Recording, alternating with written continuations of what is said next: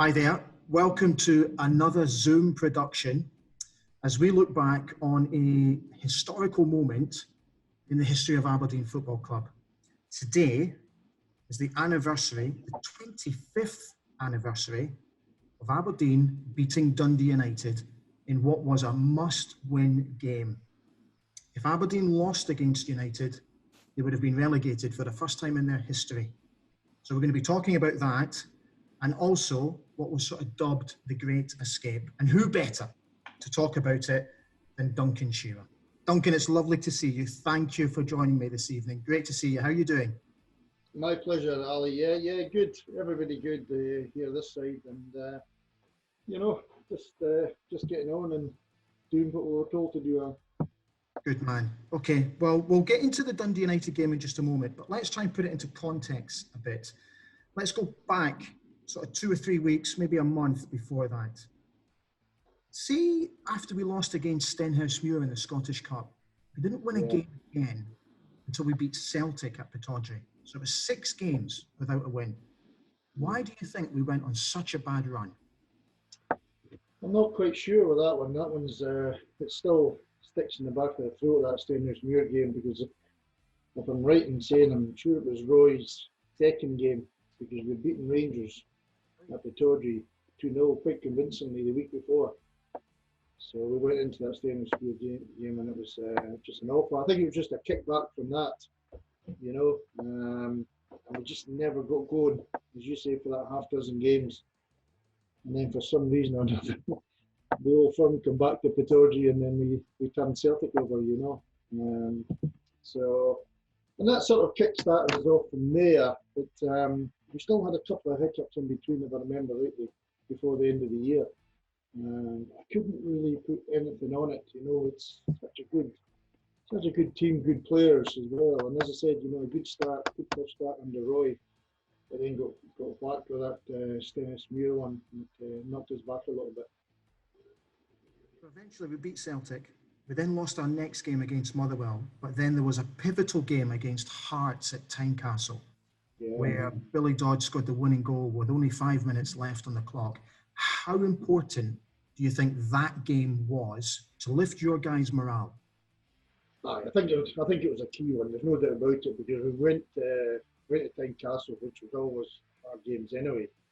And you think, and they were in a decent sort of run of form, and I think they would have liked nothing better to stick the knife into us. But we came away with, I believe, if I remember rightly, Billy's winning goal was a header. I'm quite sure it might have been, people might have put me right on that. But and he'd also got the person, so he bagged a couple that day. But when we came out of that one into the Tynecastle changing room, it's a really small changing room, very claustrophobic, and it was a fantastic atmosphere in amongst the boys. That if we can go to Tynecastle and win 2-0, then we can get ourselves out of this. Do you think that turned the tide for your guys? Did you think it gave you a belief? Aye, yeah. I think it did. Particularly with the fans as well. You'll hear me talk about that later on in the interview about how big the fans were. They were massive for us. But on the bus on the way home, there was a great belief in that. Normally with footballers, particularly around about that time, Ali, the boys were going out and having a beer after the game. Whether we won, lost or not, I think it was important that we got together. But I don't remember after that game, I don't remember any boys' nights out at all. We were totally focused on staying in and getting this job done. Okay, let's talk about this Dundee United game then specifically. Let's go into more details about it. How was the training in the week leading up to it? How was Roy and the management and the boys?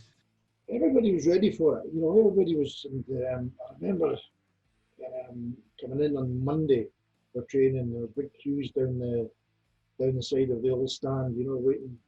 People taking time off their work to go and pick up the tickets. And if that doesn't say something to a player that after what we've given them this season. I know we reached the League Cup semi-finals that year, but we didn't give them a great deal to shout about. And there was a big talk, amongst the players, that we, these boys are out there queuing to come and support us. then, you know, we have to be up for this. And training was fantastic that week. The build-up was brilliant, and then we went on to the Saturday, you know. We came into the game 1 point behind Dundee United. We were rock bottom of the table. If we lost, that was it. We were gone. How were you personally feeling ahead of the game? I think we were more understanding. The senior players were more understanding than the younger players. You know, I don't think they quite understood. For them, it was just as well. For them, it was just on a game. You know, your Stephen Wright, your glasses, your boots. You know, all good young lads. You know, but not really understand the situation of Aberdeen going down and the financial implications as well. So I was a bit more nervous when you're a bit older and you understand the seriousness of it all. But it was, as I said, we went on to the game, and the game turned out to be fantastic for us. You know. Can you recall Roy Aitken's instructions in the dressing room just before you guys went out onto the park? Yeah, Roy was more about the fans. He was more about how, and I touched on it earlier on, about how they're queuing up for us. And it's important to leave them out there and give us our best. He could understand if it didn't work for us, you know, but what he wanted to see was just give us our best. And then if it goes for us, then great. But as soon as we went out there, and the whole place was rocking, you know, you're over 20,000, and it's a fantastic stadium to play in when you've got that. And most of them were our fans as well, so they were bouncing for us, and we were up and we were ready for it. Seeing that sort of 2 or 3 minutes when you finished your warm-up, you've come back out onto the park, you're just getting ready for kick-off, the captains have shaken their hands, the coin's been tossed, all that kind of stuff. Do you, as a senior player, do you go round the younger lads, the less experienced boys, and do you give them a sort of a G up, any last words of encouragement? Yeah, I think you have to speak to them. You have to, because I think that was probably the only time that year, well, maybe apart from the Old Firm, where the stadium was jam-packed. You know, and it's just a wee word in their eyes, just to in their ear, just to play their normal game, Ali. You know, don't be frightened by this and what's around this stadium.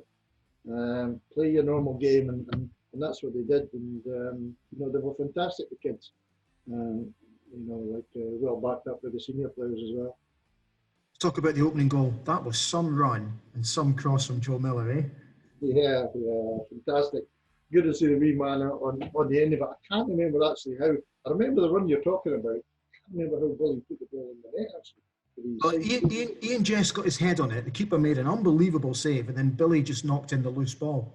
But yeah, that's all I needed. I just need a wee recollection of what had happened. So that was it was fantastic, you know. Had a great relationship with Billy, and you've got Stephen Glass on one side and Joe Miller on the other. These were days when coaches encouraged people like Joe Miller and Stephen Glass to go at fullbacks to get balls, and I don't see a great deal of it now, but then it was fantastic, particularly when you're playing two up front as well. The whole things have changed now at the moment. But when that first goal went in, it gave us that wee bit of breathing space, you know, and we took it on from there. You know. So 1-0 at half time. Was much said in the dressing room at half time? No. There was a lot of calming down, you know. That's when the coaches come in and everybody take a seat and you get your cup of tea and whatever you need to do. And there's always that 5 minutes when you come in where you're not allowed to touch anything. You know, you just pick your drink, your water, your tea, you sit down, and it's the next 5 or 6 minutes is the bosses, you know. Okay. You weren't allowed to touch your shin pads, you weren't allowed to take a top off or do anything. It was total focus on what he had to say. And then he would leave the next a couple of minutes to the coach, and then the next 5 minutes was yourself, that you could talk among yourselves. And I always thought that was important, to talk among each other, you know, about certain things, and you know, that's what's happening during the game. Okay. The second goal, your goal. I know you're not one for overly talking about your own goals, but again, it was a sensational ball across the park from Billy Dodds. But your strike was as sweet as I've ever seen. It must have been a great moment for you. There's a lot of people would say that to me. You know, I was never one for taking a touch and never trusting the touch. I would do it.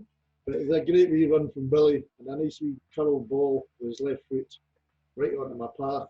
And it was actually the the coach I was working with here at Inverness, Maurice Malpas, was the one coming at the back there, and it just invaded him and came across. I mean, just inside the box, maybe. And I thought, well, I'm not touching this. I'm hitting this, and hit it right into the bottom corner. And it was an awful noise. To right in front of the Richard Ronald stand as well. And I think we'd, although there's still a bit to go in the game, I think put us right into the driving seat, you know, and it was a fantastic atmosphere at the time. And yeah. Your reaction is something that I've always remembered, because as you're running towards the Richard Donald stand, you put your head up in the sky, and then you come down and you sort of punch the air through. That moment when you're looking up, what was that? Is that elation? Is that relief? Divine intervention? I'm not looking through it. Is it just a family interview? No, I'm not a religious person. I had that habit of doing that and punching through the air, you know. I would say, just elation with the whole thing, you know, and a relief that we've now got a 2-goal gap, you know, and because you know what it's like, Al, you know, if you get 1 goal, you know, you could be battering a team off the park and they could score with a free kick or penalty, anything. So you need another goal. And when we got that, it gave us that little bit of leeway, that just in case something happened. Something did happen, because obviously they scored with 4 minutes to go. What was your initial thought when they got that goal back? I wasn't that nervous because I thought we were in total control of the game. And I know I've just mentioned that, you know, that could have happened. But I just felt as though, you know, that was probably one of their first, first time that they got forward at us and managed to score. And it did make it a wee bit nervy, but I was confident that we'd see it through, really confident. Yeah, full time. Can you try and explain the emotions? A little bit like how you explained your goal. Is it relief? Is it ecstasy? What is it? Is it a mixture of everything? I think so. Yeah, you're in the same mode as you were. I managed to play a couple of finals, Aberdeen as well, you know. And but that relegation thing, I was at Huddersfield when we got relegated. We escaped it twice, and then the final day we got relegated at Huddersfield. It's worse than losing a cup final. So as you mentioned earlier on, had we got beaten that day, we were down. You know, and that was a horrible. I would hate it to walk off that park, knowing that we were down. You know, so to come off and say, right, okay, brilliant, you know. And I know we had a game after that with Falkirk away, you know. I think if I'm right in saying earlier that we were already in there, we sealed it, did we? I might be wrong. I'm not sure whether it mattered. Did the Falkirk game matter after that? No, so we played Falkirk next, where we won. But by that point, we had already sealed our spot in the playoffs. The playoffs, yeah, because I had every confidence that there wasn't a team below, in the division below us going to take us over 2 games. And I don't think to this day, to be honest with you, with the playoffs, I'm not sure. It might. I think Hamilton beat Hibs a couple of years ago, but they're the only team that have ever come up through the playoffs, I think. I could be wrong on that.